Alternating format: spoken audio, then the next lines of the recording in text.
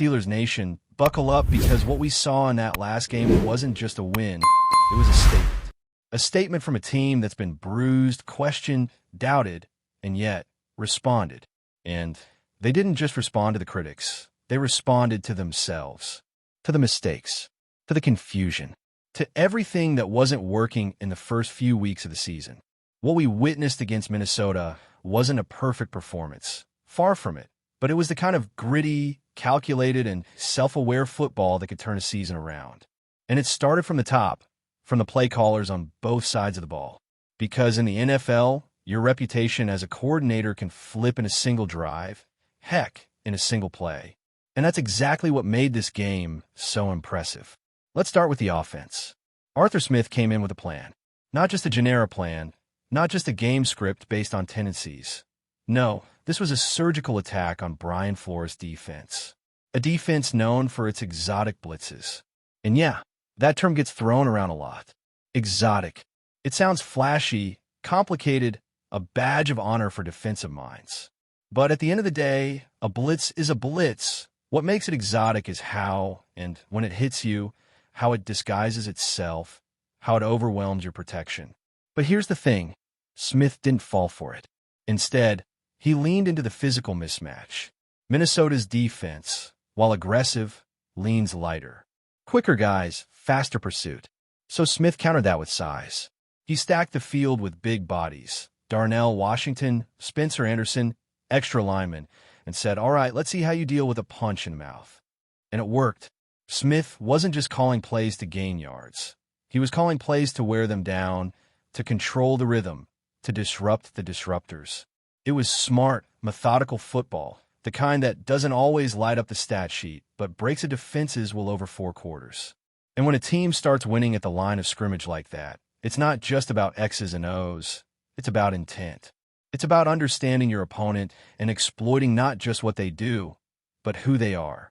But where things really took a turn was on the other side of the ball. Because let's be honest, Carson Wentz throwing for 350 yards doesn't sound like a defensive masterclass. But context matters. What matters even more? Holding Minnesota's running backs to just 52 yards on the ground. What matters is forcing turnovers, 2 interceptions, 2 forced fumbles, 10 tackles for loss, 6 sacks. That's not just defense. That's disruption. That's setting the tone. That's sending a message. And it came from a group that's been through some serious adversity already this season. Terrell Austin, and yes, you have to include Mike Tomlin in this as well, made one of the smartest adjustments we've seen from the Steelers coaching staff in a long time. Because while everyone loves to talk about schemes and wrinkles and disguises, sometimes the best thing a coach can do is simplify. Strip it down. Make it clear. Play fast. That's exactly what they did. There were players telling reporters all week, especially over in Dublin, where part of the Steelers staff had been, that things were just too complex. Not confusing, not impossible to grasp, but too much for a unit that's been dealing with so many injuries and lineup changes.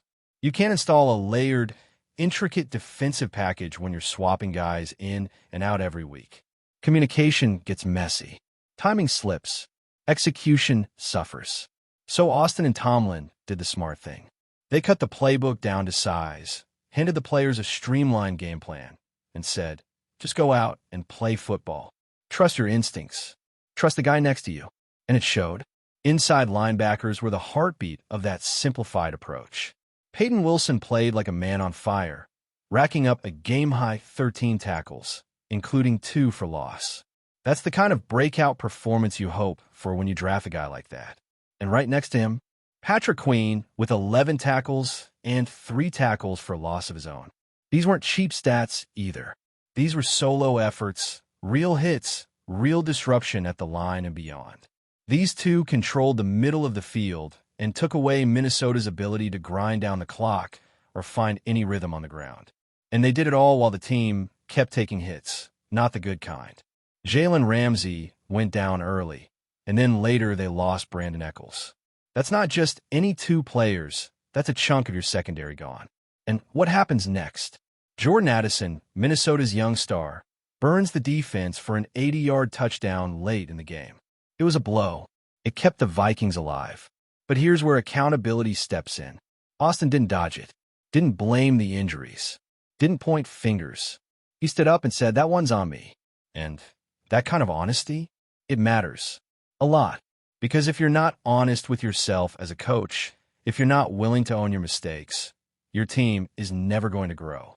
And this team, for all its struggles, showed something deeper this week. They showed they're listening, they're learning, they're adjusting. That's what makes this performance feel different from the earlier games in the season. Those early losses weren't just about getting outplayed. They were about miscommunication, about players not being on the same page, about a team that hadn't quite found its identity. But against Minnesota, you could feel the shift. The offense had a plan. The defense had a purpose. The coaches trusted their players, and the players rewarded that trust with execution and effort. It's the kind of win that hits different, not just because it goes in the W column, but because of how it happened. You saw a staff that made real adjustments, not just lip service. You saw players take ownership. You saw a team that decided to play to its strengths instead of forcing a system that wasn't clicking. And now, with the bye week arriving, they've bought themselves a moment to breathe and, more importantly, to build. It's not just about the game against Minnesota. It's about what the Steelers showed us moving forward, because that kind of evolution doesn't happen by accident. You could feel in the way the team carried itself, and how the game was managed from the sidelines, and in how players responded in high-pressure moments. There was a sense of maturity, of growth. And that's exactly what you want to see heading into a crucial stretch of the season. The bye week couldn't have come at a better time. It gives this group a chance to regroup, get healthier, fine-tune what worked, and fix what didn't. But more importantly, it gives them time to look at themselves in the mirror and understand what kind of team they really want to be for the rest of the year. When you think about where the Steelers were just a few weeks ago, with the offense stalling, the defense looking disjointed, and fans questioning the identity of the team, this recent performance stands out even more. It wasn't flashy. It wasn't perfect. But it was honest football. It was smart football. It was Steelers football. And it was made possible because this coaching staff finally decided to meet their players where they were instead of trying to force them into something they weren't ready for. It's easy to forget how much roster turnover impacts cohesion, especially on defense. When you lose guys like Ramsey and Eccles in the same game, on top of other ongoing injuries, it's not just about plugging in backups. It's about trust. It's about communication. It's about rhythm. You don't build that overnight. And yet, despite all that, the Steelers managed to limit the damage, create turnovers, and keep the Vikings from controlling the game. That doesn't happen unless your core players are locked in, unless your coaches are giving you a system that lets you play fast and free. Look at Peyton Wilson. Before this game, he had flashes, moments where you could see the potential. But this was the first time he looked like a centerpiece, like someone who could truly become a defensive cornerstone. And that happened because he was given the freedom to just play, to react, to read and hit. The same with Patrick Queen, who's already a proven playmaker, but who's clearly thriving in this simplified structure. That combination, those two together, they're quickly becoming a nightmare for opposing offenses. They're aggressive, physical, and relentless. And they're only getting more comfortable. But what also stood out, and what can't be overstated, is how the defensive front set the tone. 6 sacks on Carson Wentz? That's not just about beating your man one-on-one. That's about timing, coverage, communication, and play design. It all worked in sync. And even though Wentz still got his yards, over 300 through the air, he never really looked in control. He never dictated the tempo. And that's what this defense was missing earlier in the season. That ability to make offenses react to them, not the other way around. The offense deserves just as much credit, because as much as the defense simplified, the offense leaned into its identity. Arthur Smith didn't overcomplicate things. He looked at Minnesota's undersized front and made a choice. Run the ball, control the clock, win the physical battle.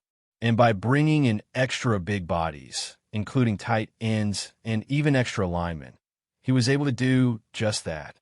The run game wasn't just a way to get yards. It was a message, a challenge, a statement that the Steelers were going to dictate the tone. And all of that builds confidence, not just in a locker room, but on the field where it matters most. When guys see their coaches adjusting, putting them in a position to win, it fuels belief. It sharpens focus. That's when you start to see cleaner execution, stronger finishes, and a team that doesn't blink when things get tight in the fourth quarter. Of course, there's still plenty to clean up. You don't let a wide receiver like Jordan Addison go untouched for 80 yards without there being a breakdown. And Austin owned that just like he should have. That one stings. But you take the mistake, you learn from it, and you move forward. That's what this team is doing now, learning and evolving. It's a long season, and no team stays healthy and perfect the whole way through. The ones that adapt, that grow week to week, those are the ones still standing in December and January. And speaking of adapting, let's talk about leadership. Because one of the underrated stories of this team is how the locker room has stayed together through a rocky start. That doesn't happen without veterans stepping up. That doesn't happen without coaches being willing to admit when they're wrong. That kind of humility and accountability, what we saw from Austin after the Addison touchdown, that sets a tone. It tells your players, we're in this together, no excuses, no finger pointing. And in today's NFL, that's rare, but it's powerful. You can sense that this team is finding something. Maybe it's not fully formed yet, but the signs are there. The chemistry, the fight, the adjustments, they're all pointing in the right direction. And now, as they head into the divisional part of the schedule, the stakes only get higher. Every snap matters. Every possession counts. But if the Steelers can carry this momentum, if they can build on this performance and continue to lean into what they do best, they're going to be a problem. Because now, with a simplified defense that plays fast and hits hard, with an offense that knows how to lean on the run and pick its spots in the passing game, the Steelers are starting to feel like themselves again. Not perfect, not flashy, but tough, relentless, smart. And those three things, they win games in this league, especially when the weather turns cold and every drive becomes a war. But before we dive in, don't forget to subscribe to Steelers Nation Central and hit the like button on this video. Your support helps us keep bringing you the latest updates on the Pittsburgh Steelers. And don't forget to share your thoughts on the news in the comments below. Whispers around the NFL corridors are growing louder, and all eyes are turning toward Pittsburgh, where the Steelers seem ready to make a statement.